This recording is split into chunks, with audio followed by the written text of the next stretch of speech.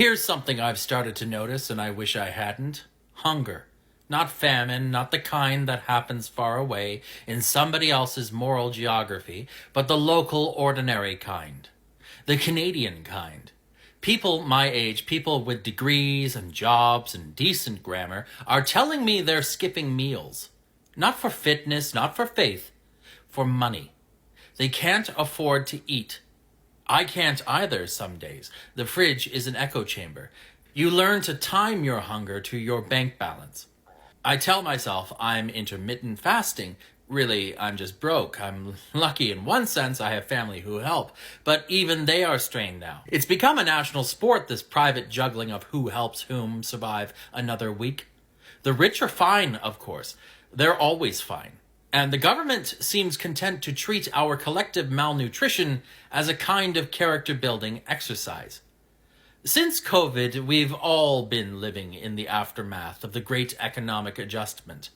Prices have exploded like popcorn, wages like a sulky teenager refuse to move.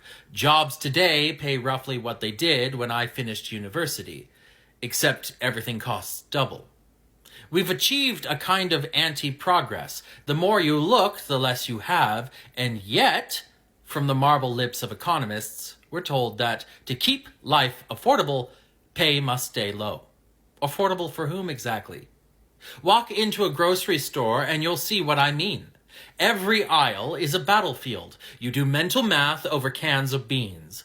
You make humiliating decisions in public to put back the bread or the butter. And every month, the price stickers advance like enemy troops. I'm old enough to remember when the price of a tomato wasn't a philosophical question. In Canada, we like to pretend we're immune to this kind of thing, that hunger is an American disease. But the numbers tell a different story. Food banks, Canada reports, usage has nearly doubled since 2019. More and more of the people lining up for those boxes of near-expired pasta are employed. They work full-time, pay taxes, and still can't afford dinner. That's not a recession, that's a system failure. Meanwhile, rent has become an extortion racket with a civic license. The first half of your paycheck goes to your landlord, the second to hydro, and the remainder to the grocery store. Which takes it with a smirk, of course. Food or heat, that's the new binary. We used to laugh at Victorian novels where the heroine fainted from hunger. Now we just scroll past TikToks of people doing the same thing in Scarborough. South of the border, the pattern repeats with American gusto. During COVID, emergency aid briefly lowered hunger levels to record lows. It was proof that government intervention, for once, worked. And then, as soon as the data looked too good, they stopped doing it. Hunger came roaring back. The logic was classic neoliberalism. The market will sort it out. The market, of course, has no stomach. It digests people just fine. The orthodoxy of the last 40 years, deregulate, privatize, pray, has turned hunger into a management problem.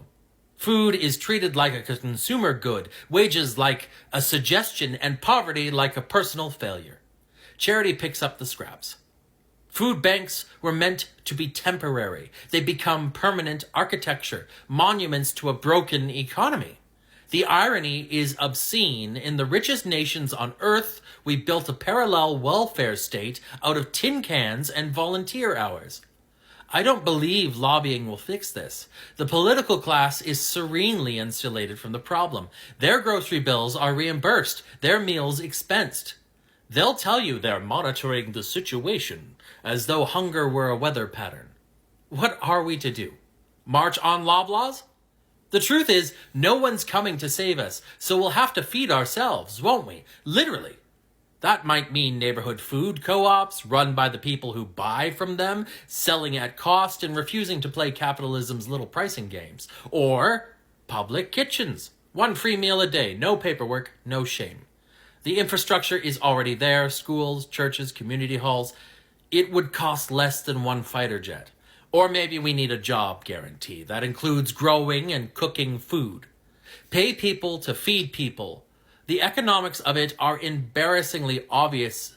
I've seen small rebellions that work. In one apartment block I know, 10 tenants pool their grocery money and buy staples in bulk. Rice, beans, lentils. Socialism in a tote bag. It's not glamorous, but it's proof that cooperation still exists beneath the capitalist frost. These acts won't topple the system, but they puncture it, letting a little air back into the room.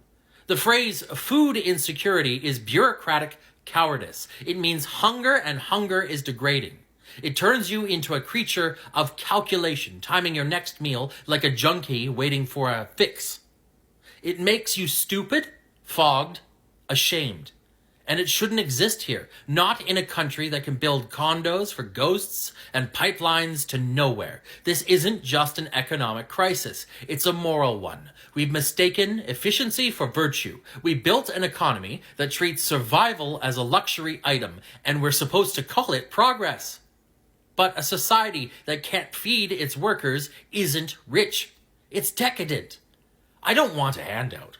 I want a world that adds up, where labor equals livelihood, where you don't have to turn hunger into a personality trait. Maybe the answer isn't waiting for policy, but changing what we value. Cooperation over profit, sustenance over speculation. For now, I keep writing, keep thinking, and yes, sometimes keep skipping dinner. It's hard to concentrate on solutions when your stomach's growling, but perhaps that sound is also a kind of protest. The body reminding the system that it still exists.